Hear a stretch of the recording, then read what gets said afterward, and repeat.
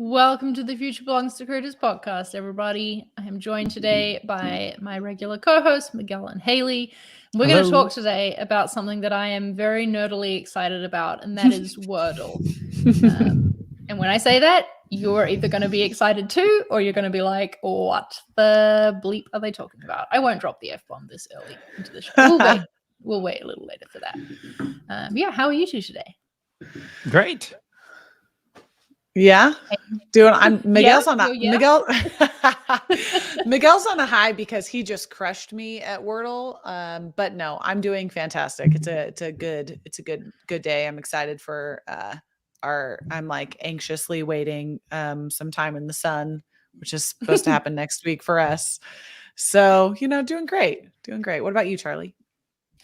I am kind of tired because this is my first day back after a little vacation I took at the lake with my family. So that was really nice. And I was in like extreme relaxation mode. And so starting work at 5 a.m. today was quite a shock to the system.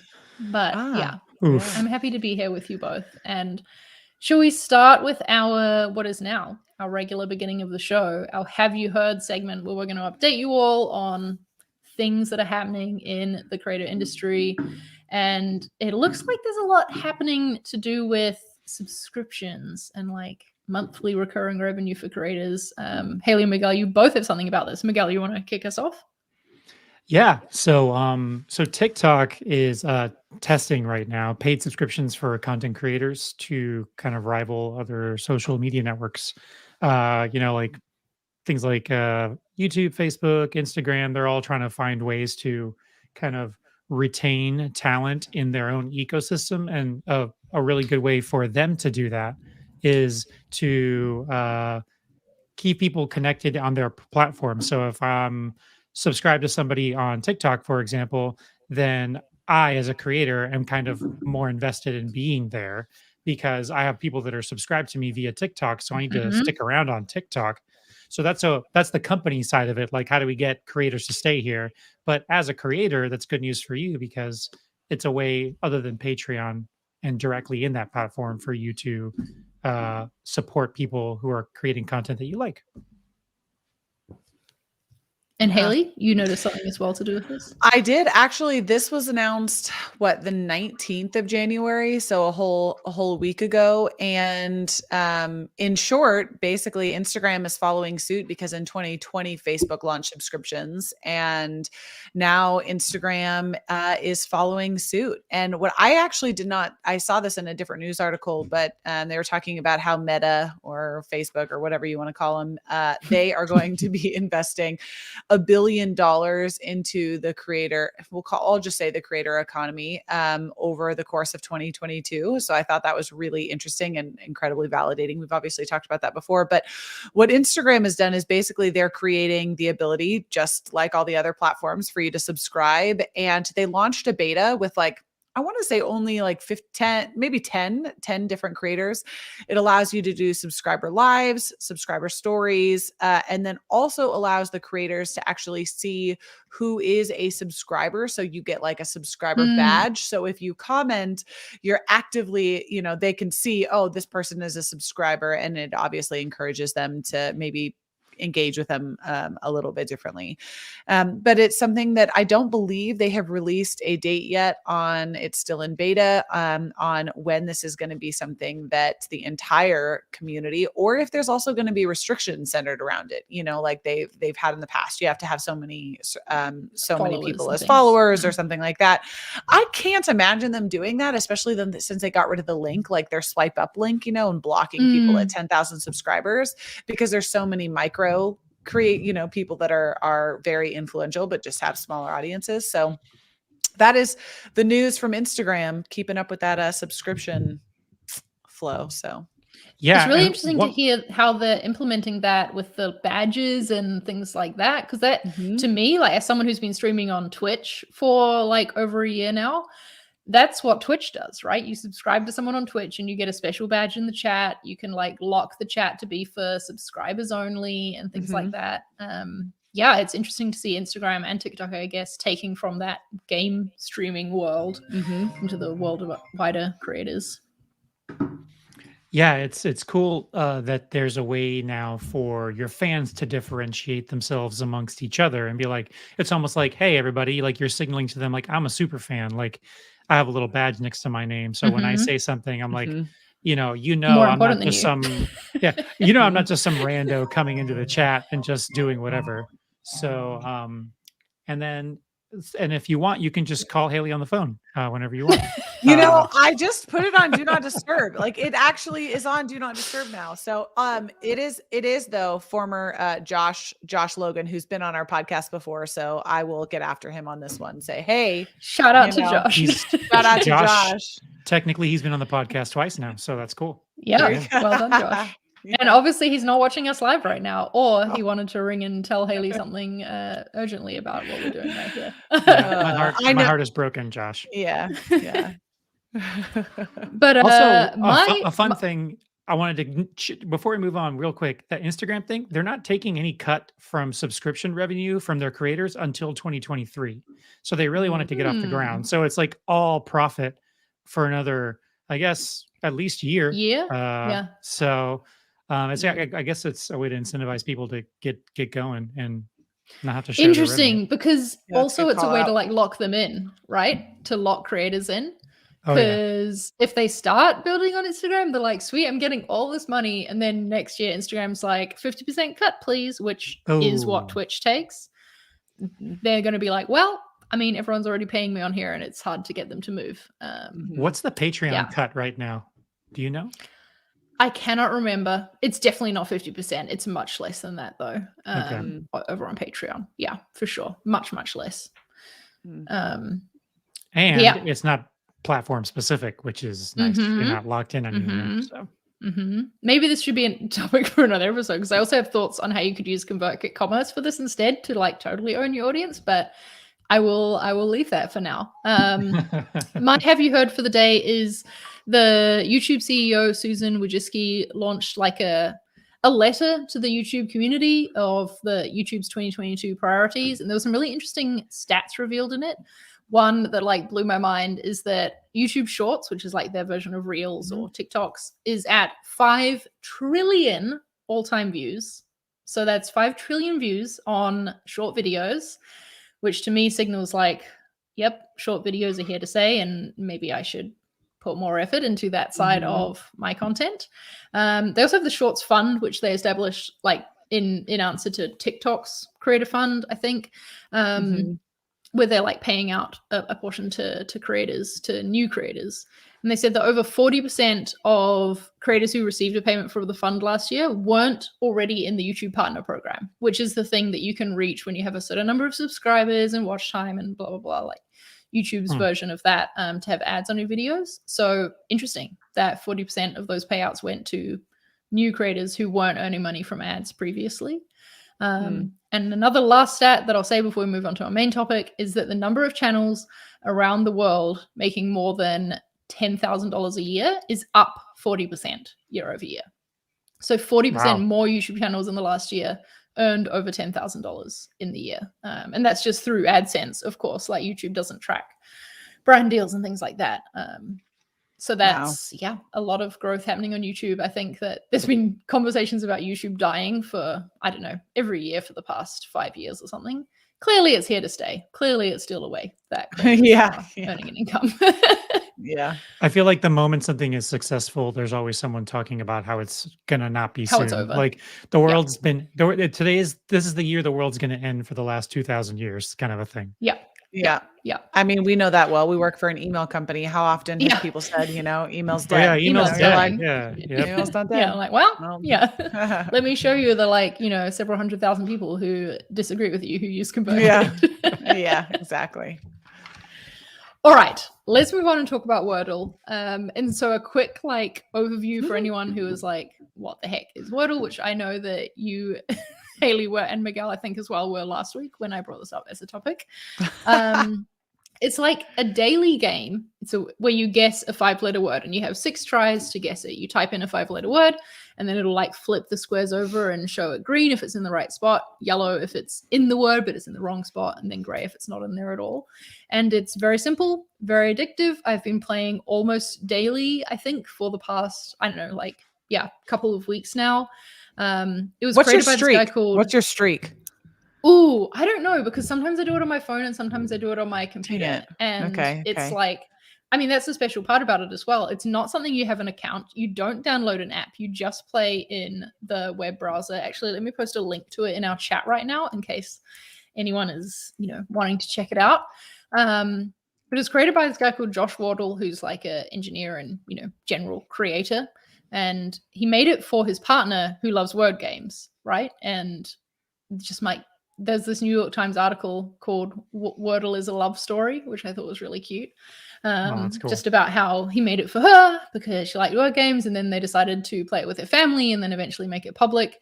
And the last stat I found for how many people play it daily is that over 300,000 people are playing it every day. But that number is a few weeks old. And honestly, in the last few weeks, I've seen the number of people talking about it in my Twitter timeline just like shoot through the roof. I would honestly not be surprised if there was 1 million people playing this every day. Jeez Louise. Don't quote me on that, but I would not be surprised if that was the number. I've seen people include this in a list of phases of the pandemic where we had like the Tiger King phase, the banana bread phase, the sourdough phase, the Animal Crossing phase. People are saying Wordle as like the current phase that we're in. So it's gone viral. So let's talk about that and what we can learn from it. I'm keen to hear what you two think about this as like newer to the Wordle world. It's funny because when you're like saying new to the Wordle community, I'm like, it's really been around. I mean, when was your first Wordle? You said 3 weeks ago, 4 weeks ago? Yeah, like early January. So you're right. I mean, I'm still early, okay? So here's what I'll say about it is that I think that it's viral because I've played one time. I played only once, even though I knew this was this topic was coming up next week. I just hadn't gotten on board yet. And classic I did it procrastinating on the homework. Classic procrastinating. I did it one time. Okay. I did it one time and I was like, mother, like, I'm invested. And I wasn't even done with the game before I was invested. And then what happened is while I was on my 6th try, which I'm not going to say it because apparently that's like, you mess. Oh yeah, that's up. a faux pas as well. It's the same word for everyone every day. Yeah, you can't tell people about it. But here's what happened. I learned that I'm on my 5th try. Yes, thank you, Miguel. I'm on my 5th try, and everything is correct. So I had 3 greens that were correct in the right spot, and I had 2 yellows. Right. So the words, they just needed to be switched. So he didn't totally ruin for me, but Miguel posted in our Slack channel, he posted his guess and he only got it. It was his 3rd try and it was my 6th try. And then he very quickly threw some shade at me and was like, 6 tries? I didn't even know they gave you that many tries. And so then my competitive nature I didn't say that. That didn't sound like me. My competitive nature got so frustrated that it took me 6 tries that now all I'm going to be focusing on for the next however many days is getting it in 2 tries so I can beat Miguel. at a very minimum 3 tries. So in my opinion, that story is exactly what made this stupid thing go viral, is that it's like, it's quick. It's not easy. It's like not taking a ton of time, simple, right? It's simple. You can be intentional about it. But if you really get into it, it's really just about competing with your friends. And now I'm on a mission and now I won't give up, because the barrier to entry is so easy, right? You just go to your web browser and you turn to cheating almost immediately. You Googled the word words as if that was supposed to help what happened. I Googled. It was my 1st try, Miguel. Okay, don't lie and tell me you didn't Google. I mean, I get it. I swear I did. It can be hard to think of a 5-letter word. Like one day I might like figure out, okay, there's an O in this word. And then I'm like, what other words have an O in it that's not the one I just guessed? And your mind just goes blank. Yeah, totally. And Miguel, how did you choose the first word that you picked? Because I'm looking at your board. Don't say it. Yeah, I'm just looking at it. How did you choose that first word? Well, there's like certain, all right. So I'm gonna put myself out there for a second. So I never stopped playing Words with Friends after it was awesome, like a decade ago. So I love word games. So I'm very like, I'm like, I know certain trends with words. Like, obviously, if a word starts with one letter, what is a common second letter that follows it, Mm. and things like that. Um, and obviously, like if you've ever watched Wheel of Fortune, you know that RSTLNE are like the most common letters in any English word. So those are always good, solid guesses. So with that knowledge, you just kind of like see, like, if a word, and then also you take into account your failed guesses. So like, oh, I already chose the letter E, and I was about to, my second guess was going to be a word with E in it. I'm like, I already guessed E. It can't possibly be my next guess because I already know that that letter isn't in it. So like, it's stuff like that where like you kind of like funnel yourself into being strategic about your next guess. And then you just kind of get there. I don't know. Miguel's It's story just right now explaining his strategy is, I just want to cut it and say that a reason that I think that Wordle has been viral and like successful, it can be summed up by this tweet from Jay Bavishi, who says, Wordle has given me a non-heavy reason to check in with my friends and family every day in these heavy times, while sometimes claiming intellectual superiority over them. I Except for guess the what one I'm day that trying solved to it. I didn't say. text anybody that day. Look, so I guess what I'm trying to say is I'm just really, really smart, and Haley, I'm Exactly. just super smart compared to your guesses. I guess is what I'm trying to say. No, but this is it, right? I'm pandering to her nature, to her competitive nature. So Haley's going to get it in 2 tomorrow and beat you. Yeah. I think that's a special thing about it, is that there's this scarcity involved, right? That you can only do it once a day. It's a new word every day. Everybody has the same word. It like resets at midnight in your time zone. So being in New Zealand, I actually get it a day earlier than all of you, but I don't worry, I won't ruin it for you.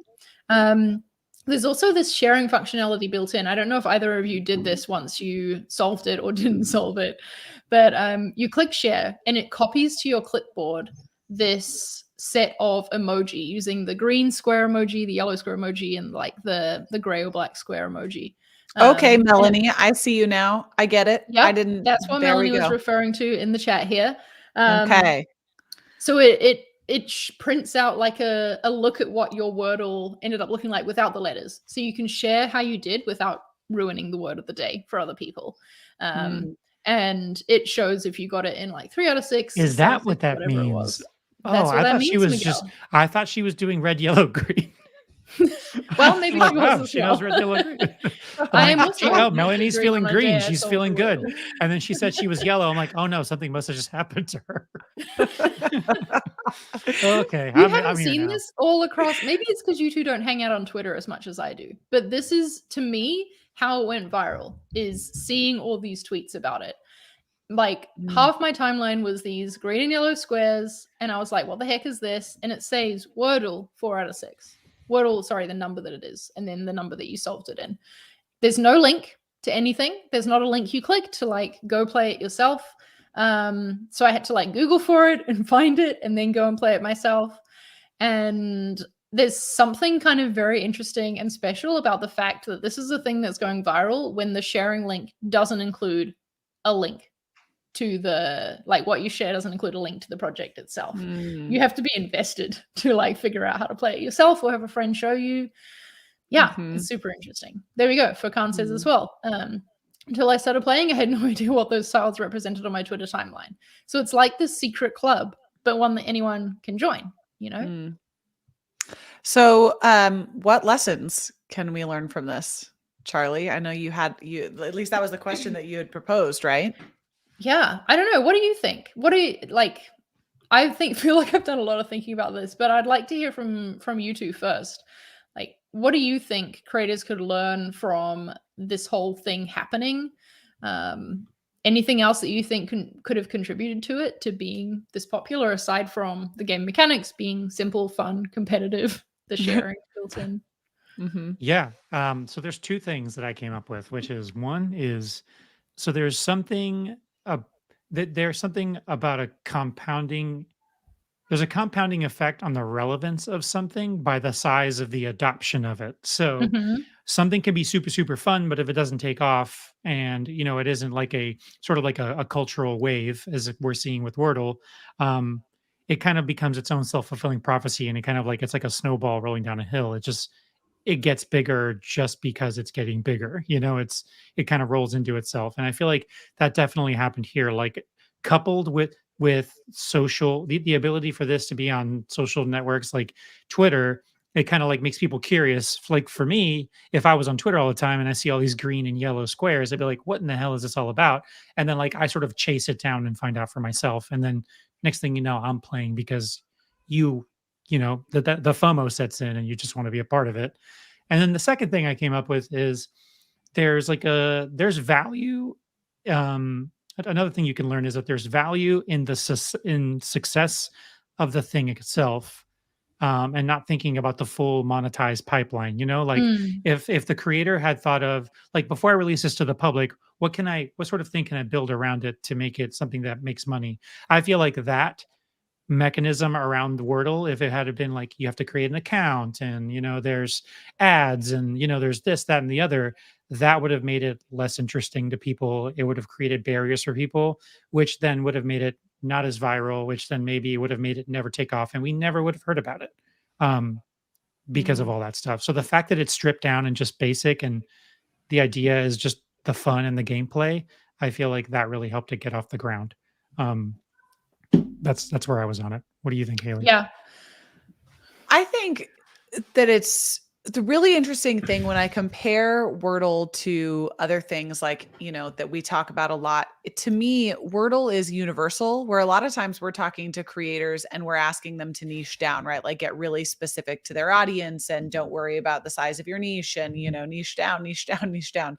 Wordle's really interesting because it's totally universal. It's something that like everybody talks, everybody uses words, everyone writes, so it's this thing that you might not be interested in Scrabble, but it's just this fun little mind game. And I just think that it's this universal thing. And so I guess my lesson for creators is like, what's universal inside your niche, right? Like what's universal inside your small little audience, right? Because I'm not saying, hey, go forget niche, don't niche down, right? You're just trying to find something that's totally universal. But I think that rule applies, is that you can think of like, what's the universal thinking or what's the universal joy that comes like, that can be found in my small audience.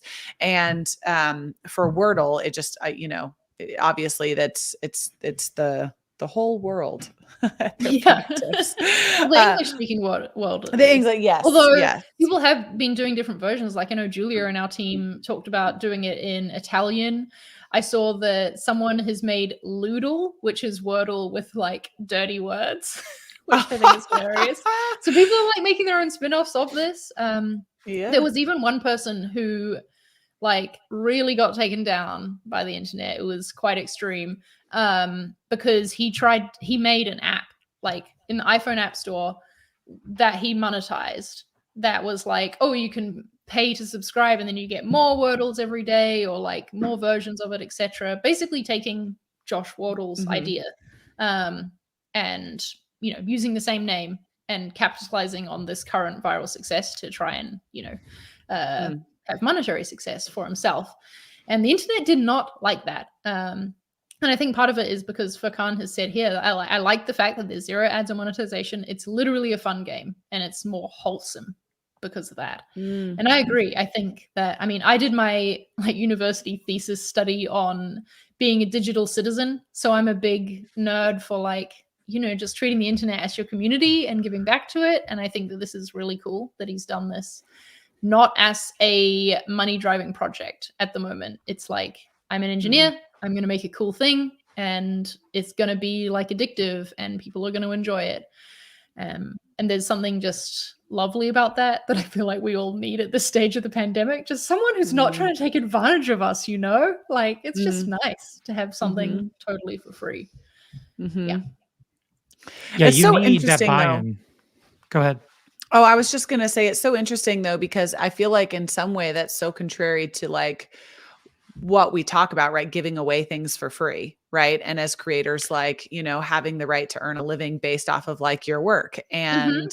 And maybe at some point, people become so grateful for this little project and they become addicted to it, right? And then there is a time and a way to monetize it that doesn't take away from that feeling.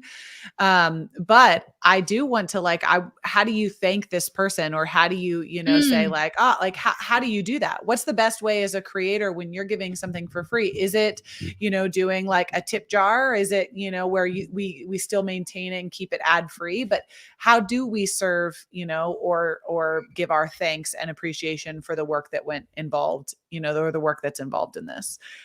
Well, this is a great. I like that you brought this up, Haley, because where I wanted to go next is like, what would we do if we were the creator?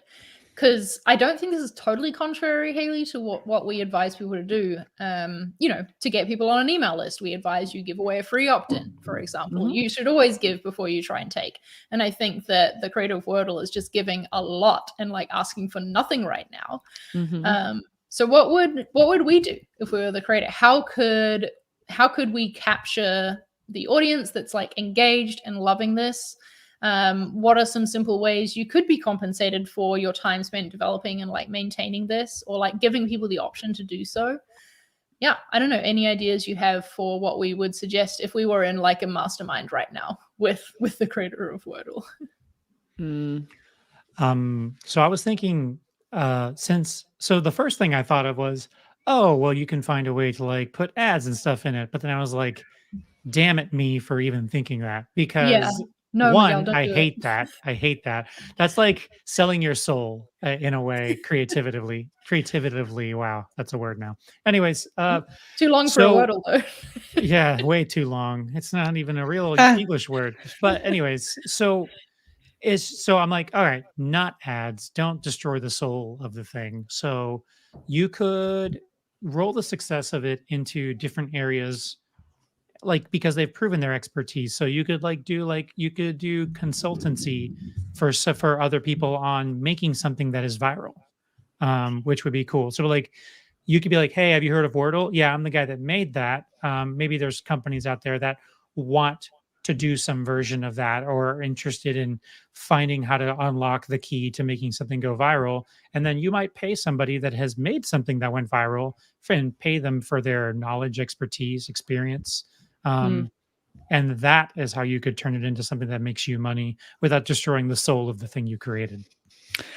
I have an idea. There's this great app called Spar that I haven't checked in a while, but a popular creator and author, her name's Kelly LeVeque.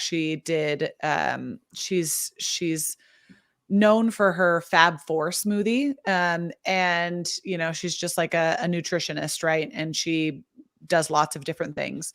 Anyway, she launched with a partner, or so, someone that was her good friend. She helped launch this app called Spar. And basically what it was is it was a challenge. And every time that you didn't check in on that challenge or complete that challenge for the day, you were invested financially. So for me, I Ooh. did a 21-day challenge, like a smoothie challenge. I did this after I had one of my kids, and because I got so many of them, and just three friends. Anyways, I did this after I had my third daughter, and we every day I had to post a picture of the smoothie right before, I don't know, 11 a.m. or something like that. And if I didn't, I had to pay $3. It wasn't like this massive investment, but I had to pay $3. And at the very end, it was all these people joined the challenge. And at the very end, that pot got distributed to the winner. So it went back out to the community. But I mean, I think there are creative ways where you could do this, where it was something like you buy, $10 worth, and it's like every single day. It's like every time you play Wordle, it's worth 20, you pay 25 cents to play. But if you win, you don't have to pay, right? And it just slowly ticks down. And so it's almost like a subscription that you're paying to do this, and every attempt that you make in a day costs a certain amount of money, something like that. And it could be very small, but if you win, you don't have to pay. And so I think that's one way to do it. Because I think the thing that I like about it is that there aren't ads, right? And ads are one of those things that that I think really diminish the user experience, but I also recognize the value that they have, right? And how they pay the creators and whatnot. And so I think it would take away from the experience if, there were a bunch of ads all over that page. But I'd also pay 25 cents to play for a day, or something like that, or a very small minimum fee, and you can buy in bulk or something like that. That's just one idea that I was thinking. But I like that there's an option for like a way for you not to pay, right? If you win, you don't pay, Yeah.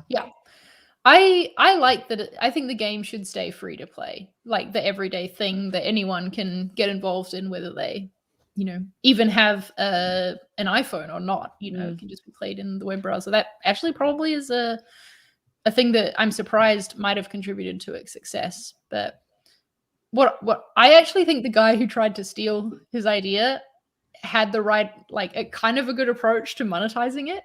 And I'm sad that the actual creator of Wordle didn't do it, because I think the internet really would have gotten behind that and, done the thing where like, yeah, I want to pay to get access to more. I'm having fun right now. I'm bored. I want to do some more Wordles, but I've finished the free one for the day. So I'm gonna pay for the other ones. That sort of thing could be a way to go.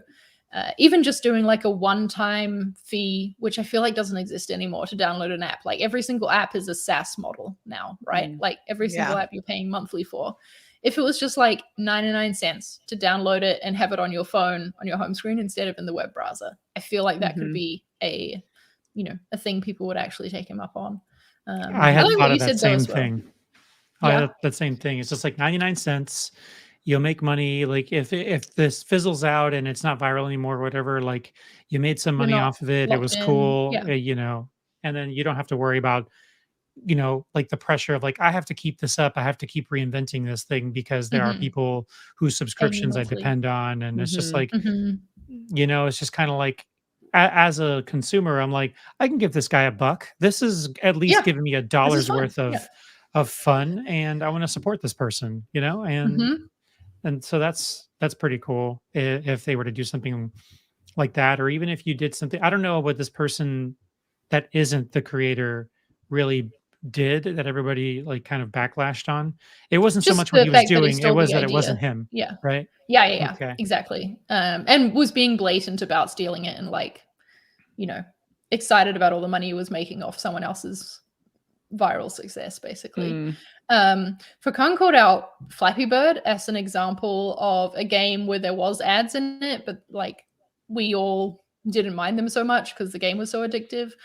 I would say the difference here is that I do not give a shit about Flappy Bird's creator, to be frank. But because the guy was like an a-hole, right? I don't know. I don't know even anything about what's them. Flappy. Was What's it a company? Flappy Bird? Was it a guy? Oh, Haley. We'll tell you later, Oh, Haley. Well, okay. We're going back several years in internet virality to go. Dang it. Okay. But there is some commonality there. It's with the Flappy Bird thing. Sorry to interrupt you, Charlie, but I was like trying to think about it as like, there is that. I think the common thing here is like that social superiority part, because Flappy Bird was like, how far can you get before you like smash into the pipes or whatever? Before you crash, and then you get to be like, well, I got to like whatever the number was, like 30. I passed 37 obstacles before I didn't do it anymore, and then like you could try and beat your friends, like, oh yeah, well I got 42, and you can kind of have this back and forth, and I feel like that's the streaks and stuff like that. Maybe that's it, is where you can kind of like. Okay, I googled it. Flappy Bird is bringing Flappy Bird is bringing me back like Mad Mario Brothers vibes. Right? Yep. Yeah, a little bit. Okay. All right. Yeah. All right. We'll tell you later. We're not going to destroy. Yeah. We're not going to destroy the momentum we have here by going back in time a few years. With Wordle. Yeah. But I do think it's a good comparison to make. But I think the difference is because Wordle has been just like given to us for free, and we're all embracing being addicted to it. Whereas Flappy Bird, it was kind of like, I hate that I want to play this game so much. And I think the ads were kind of a part of that, because you knew that the person who made the game was profiting off of your addiction. Whereas for Wordle, it's like, no, this is just a gift that the internet has been given, which is kind of lovely.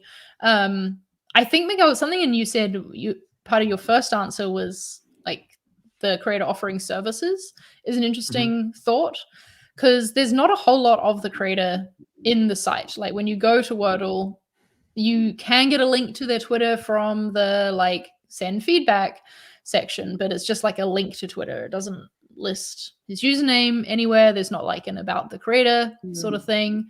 I had to like Google to really like learn about that. And the New York Times article I mentioned really did a lot of that.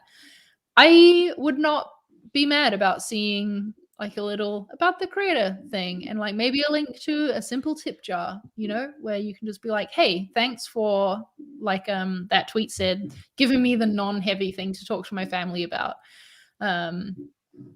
Like I think that the creator deserves to be supported in that way if people choose to. And I like the tip jar approach to it. I feel like gives the option. It doesn't make it obligatory or anything like that. Like you don't have to pay to have fun and like join in on the community.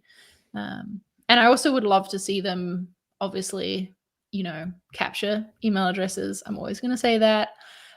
Or even like just encourage people to follow them on Twitter for, you know, hearing about the success of the game, hearing about anything else that they're working on. I think would be a good approach and wouldn't be asking too much and wouldn't ruin like the general vibe of the game. Yeah, I think what we're talking about here is one of the most, to me, the most interesting things about the internet and success on the internet. It's you're often trading you have to kind of like balance those things, right? Like how long do you keep something free before you, because at the end of the day you want it to give something back to you as the person who created it, and also Well, you like deserve it. Yeah. upkeeps it and things like that. And you know, like for example, things like that are super ubiquitous now, like Facebook and stuff like that, are obviously free, but in order for the company to survive, it has to make money somehow. They went with the ad model and so user data and all that stuff. And it's just interesting to me if we could find. It's always interesting to me how companies decide to do this. Like for example, Giphy a few years back found a really clever way of like being basically like a repository of finding GIFs. And we use it in Slack all the time for like pulling in GIFs based on what reactions help us express ourselves and things like that. And you have, and then they recently, they were bought out, and they finally, because they were free. Obviously Giphy was free. The moment that you had to start paying for it, you'd see a massive drop in usage. So that's obviously what you have to worry about, is like the moment you ask to cash in is you're basically cashing in on a big chunk of your user base, because then now it's like, who's left that wants to pay me for this? And it just, I it's think that interesting to me. happens only if your method of monetizing cuts off free access, right? Or means that you can't have as much access as you used to before because now it's monetized. But like we've talked about, I think there's lots of ways that you can monetize on top of offering what's already there for everybody for free. Any last thoughts on Wordle? Other than I'm addicted and I'm going to be working on beating Miguel's 3 things for 3 tries for the next year. Try not to Google the word words. It's Shut not up. gonna help. Yeah, that might be a good start. Although, Shut up. Words, that was not my 5-letter word, specific. so you could try that. All right. Let's move on to our last section of the day, which is our listener shout out. And today I'm going to bring up their Twitter on the screen for this whole time so that you can see it. Today we're shouting out Noah from Provocateach. Noah was a guest on, I can't remember what number episode it was now, but you've heard from him before on the show if you are a regular listener. Noah's working on, he said here, creating a more humane education system through web content. So the web is a big part of what Noah does. And recently, over the past year, he's been learning web development through YouTube and books and podcasts, documentation, no like course or anything like that. And he's been learning to code, increasing CSS, JavaScript, HTML knowledge. And I saw on Noah's Twitter that he's aiming to have his new site out, I think he said March 15th. So we shall all be looking out for Noah and his new site, but congrats on learning to code, Noah, and giving yourself this skill that you can, apply to going after your mission. That's awesome. So everyone check out Noah on Twitter to follow along with his project. And if you would like to hear yourself and your own project, your own win, anything big or small, shout it out in a future episode. I'll post a link in the live chat right now. fill out this form here. Tell us about it. Seriously, anything, big or small, whatever you felt proud of. We want to hear about it and we want to shout it out on the show. So please let us know. All right. Coming up next week, Miguel is our host. And what are we going to be talking about, Miguel? Actually, wait, sorry, I lied. It's not. Wait, I was like, yeah, are we doing it next week? Yeah. Next week, everybody, is the ConvertKit team retreat. Half the team is going to be in Mexico meeting in person. The other half is going to be meeting virtually. But either way, we won't be having an episode. So we'll see you the week after on Feb 16th. And Miguel, what will we be talking about then? It's going to be a Good full times. house because we're going to have not one, but two guests. Woohoo. Our very own Alyssa and Melissa from our deliverability team at ConvertKit. And we're going to be actually talking about what the heck deliverability is and why it matters. If you've heard this word jumping around, when it relates to email, it's very important, but I recommend anybody here who's interested in being a creator to talk about this because it is a super important part about the engagement of your audience and how your emails get into the inboxes that they're supposed to get to. Because just because you send out an email doesn't mean it gets into the inbox that you were hoping it did. So it's a big piece of what we do for a living as a company that started out with email. But to listen more, be here in 2 weeks. Alyssa and Melissa are both super knowledgeable and they're just great to talk to. So come hang out. And we'll get nerdy about a different thing. Wordle this week, deliverability in the next episode. Yes. All right. Thanks for indulging me, team. And we have a Wordle channel in our ConvertKit Slack as well, where you can post your results from the day. I didn't know that. Whew. Yep. Missed that. And Okay. we'll see the results of our listeners over on Twitter. All right. Thanks for watching, everyone. We'll see you next time. Bye. See you.